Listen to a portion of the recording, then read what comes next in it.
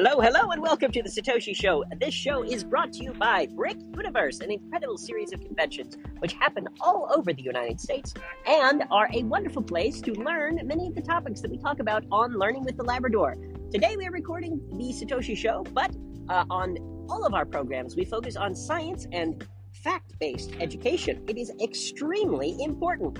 Now, why don't we talk about the wonderful building? If you could stop rattling the paper, please. If we could talk about the incredible building that we are about to enter. The building is built by Frank Lloyd Wright and is the convention center directly down the street from the Capitol building of the Wisconsin state. Now, why don't you swap our usual realm of cryptocurrency with us and anime for an excursion into the captivating world of architecture where there's no better tour guide than the legendary Frank Lloyd Wright. Born in 1867 in the rural American Midwest, Wright's architectural vision was as expansive as the prairies that surrounded him. His philosophy, termed organic architecture, was a pioneering approach that emphasized harmony between human habitation and the natural world. One of Wright's most well-known works, called Fallingwater, encapsulates his philosophy perfectly. Nestled in the lush forests of Pennsylvania, this residential masterpiece seemingly cascades down a waterfall, blurring the lines between the natural and constructed environment. But Wright wasn't just about houses. His design for the Solomon R. Guggenheim Museum in New York City marked a radical departure from traditional museum design. Its spiraling form presents a continuous journey for the visitor, marrying form and function in a way that was truly groundbreaking. Speaking of groundbreaking, let's bring in our first guest for today, Mr. Labrador. Yeah. Why don't you share with our listeners your opinion of this incredible building that we are about to enter? We are about to enter an incredible building which was designed by Mr. Wright himself. Why don't you, as a person who has built many buildings yourself, give your impressions of this beautiful convention center? Well,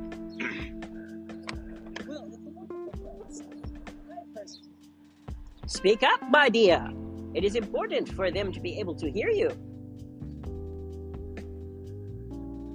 You said it is a wonderful place, and then you are giving dead air, which is very appreciated. I will have to cut it out. Thank you. Right here. As I was saying, the building itself is quite interesting. The fact that it's very confusing. Well, Frank Lloyd Wright was not known for making simple architecture. He was well known for making complex architecture.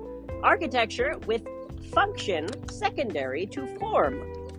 Form being the way the building is built and function being how it is used. Most convention centers are built with function as the top priority, similar to an airport.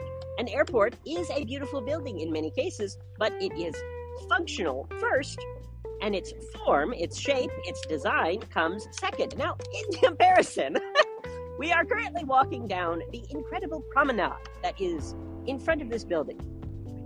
My wonderful partner described it as a bridge, and so it is. It is a bridge created for no other reason than that Frank Lloyd Wright thought it would be beautiful. Now, there appears to be a statue of a moose covered in glass beads. Not sure. A sculpture garden. Okay, a sculpture garden is what we just passed. And now we are headed into the building itself. You will see above you, we'll just describe it for the radio audience, since you can't see this yourself. Above the top floor of the building, there is an incredible fountain in the size and shape of an Olympic torch. To our left and our right, we can see the incredible water that this convention center overlooks.